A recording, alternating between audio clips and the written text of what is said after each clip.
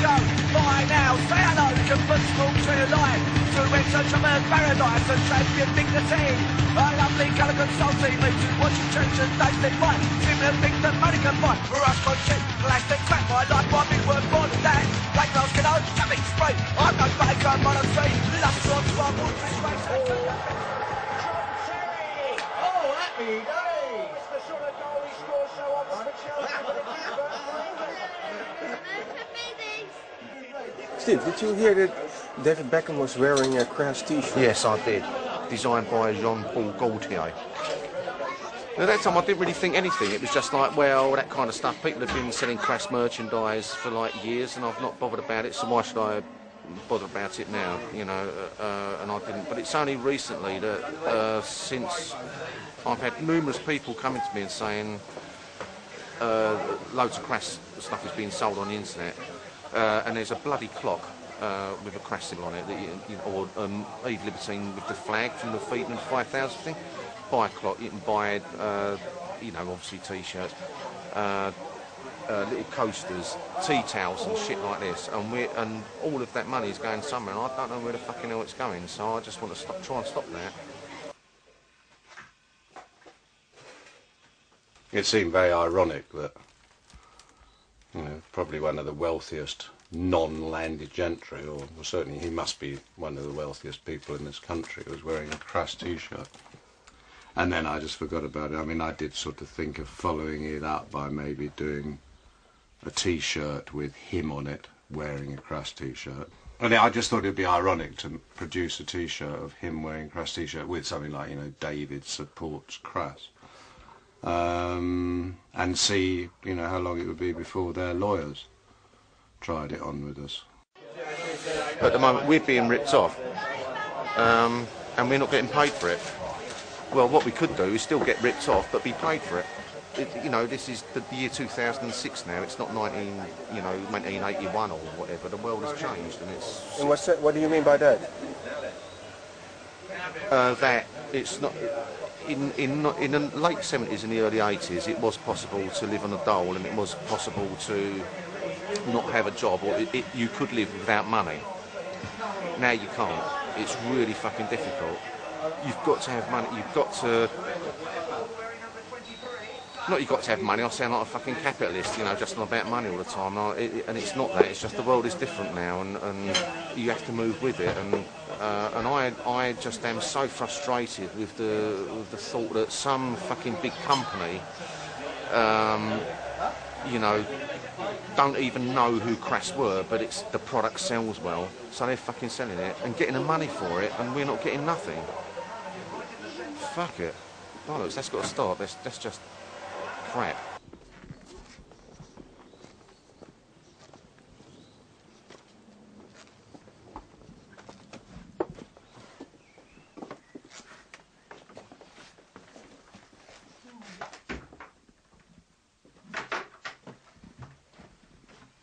That's it. The old rehearsal room. And there's an old drum skin with a CRASS symbol on it. The only bit remaining.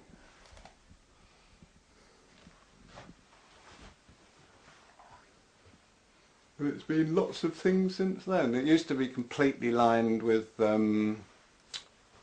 carpet, and then we had carpet and strips right across the ceiling so that it, you know, soundproofed it a bit, because it was pretty bloody noisy in there, as you can imagine. There was 5 of us playing.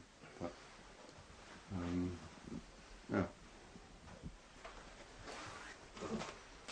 Look at the mic here. Oh, there you go. Yeah, I told you we lost all the banners, didn't we? In Amsterdam. But one remained, which has to be the right one, really, doesn't it? There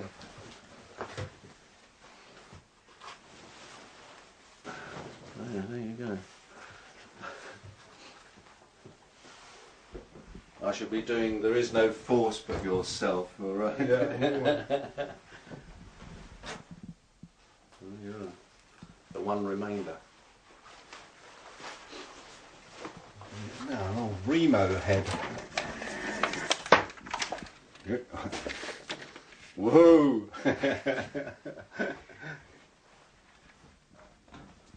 Who invented the cross symbol? There's a guy called Dave King who was an art student, friend, who lived here. It was a frontispiece for the book I was writing, because the book was about the state, the church and the family, and I wanted something which, you know, was a sort of like the sort of fascism of that control, and that was the symbol, which I think was a very brilliant piece of design. Serpent eating its own tail, basically, destroying itself.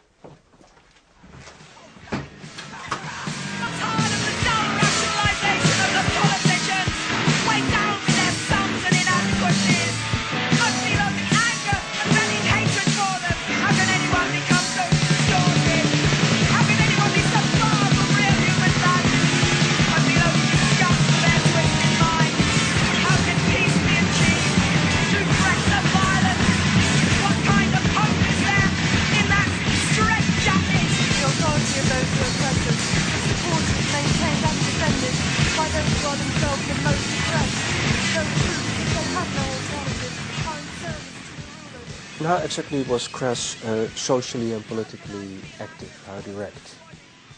Well, obviously, as an information service, we were very powerful. I mean, it was pre-internet, pre-computers, really. You know, so we didn't have that sort of outlet. But I mean, the network we had was absolutely massive. Our own involvements were, well, varied from sort of soft edge stuff like graffiti campaigns, which were very, very carefully done, militaristically done, graffitiing the central part of the underground network in London. We'd start doing statements, you know, neatly. We never sprayed on property, we sprayed on posters. So say there was a war poster, you know, like a film poster for a war movie.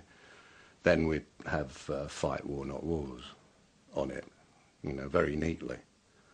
And we had this policy of being very neat so that it was sort of couldn't really be complained about as vandalism. Not because I object to vandalism necessarily, but because it seemed a way in which we might be able to attract the interest of people who otherwise could dismiss it as vandalism.